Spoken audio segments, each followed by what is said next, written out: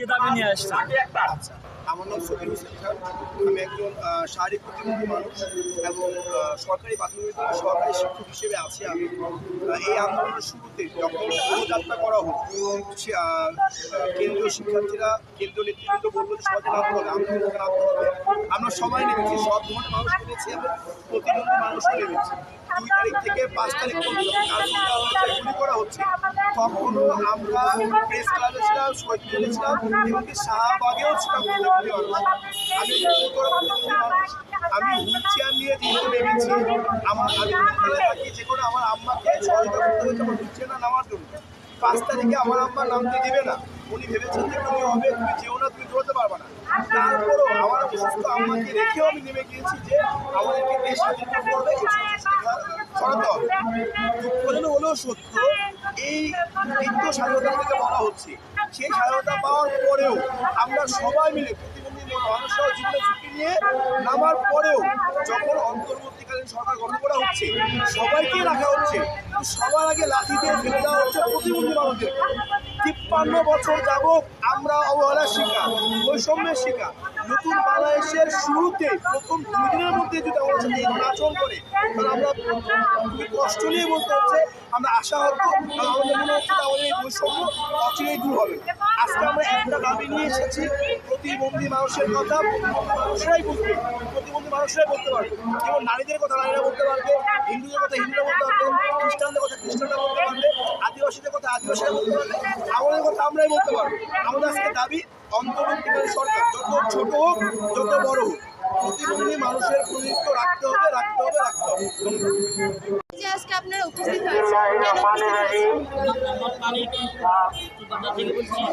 আমাদের পূর্বের বক্তারা সবাই বলেছে আমাদেরকে দুটা দাবি, সেটা সবাই বলেছে, এমনকি আমিও বলতে আসছি। সেটা হচ্ছে যে আমার আজকের কথা হচ্ছে, এখন যারা নীতি নির্ধারক আছেন বা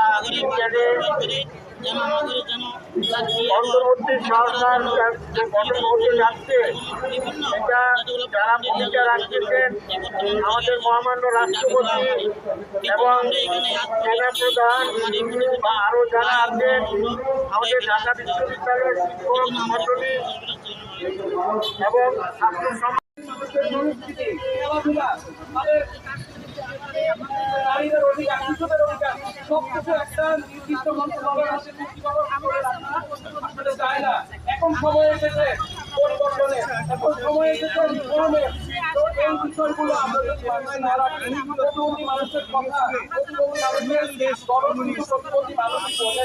তাই প্রতিবন্ধী মানুষের প্রতিনিধিত্ব কিন্তু প্রতিবন্ধী মানুষ যদি বর্তমান আওয়ামী লীগ সরকারের আমলে আপনারা কেমন স্বাধীনতা চাইছেন?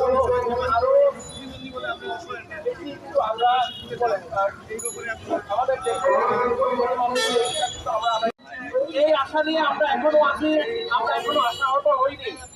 আমরা দেখতে পাচ্ছি আমাদের বর্তমান যে অন্তর্বর্তীকালীন সরকার গঠন হতে যাচ্ছে, এই সরকারের মধ্যে বিভিন্ন মহল থেকে কিছু প্রতিনিধিত্ব থাকছে, কিন্তু অত্যন্ত হতাশার বিষয় বা দুঃখের বিষয়, আমরা কিন্তু এখনো পর্যন্ত প্রতিবন্ধী মানুষের কোনো প্রতিনিধিত্ব পাইনি। আমরা বিভিন্ন জায়গা থেকে খবর পাচ্ছি, বিভিন্ন সেক্টর থেকে অন্তর্বর্তীকালীন সরকারের প্রতিনিধিত্ব থাকছে, কিন্তু প্রতিবন্ধী মানুষ কোথায়? বাংলাদেশে প্রতিবন্ধী মানুষ বর্তমানে আছে। এই বড় একটা অংশ প্রতিবন্ধী মানুষের যদি প্রতিনিধিত্ব না থাকে, আমাদের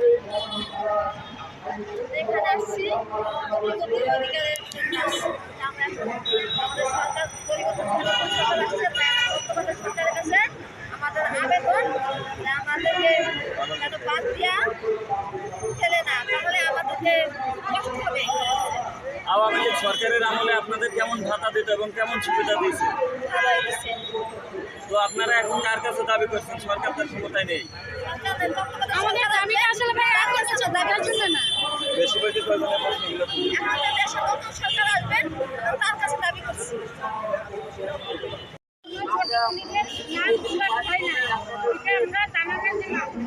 আপনারা দাবি কার কাছে করছেন?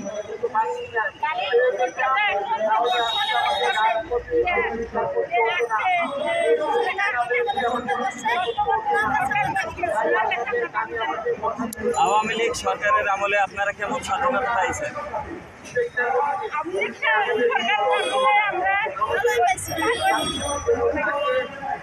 সুযোগ সুবিধা ভাতা ঠিক মতো পাইতেন কি?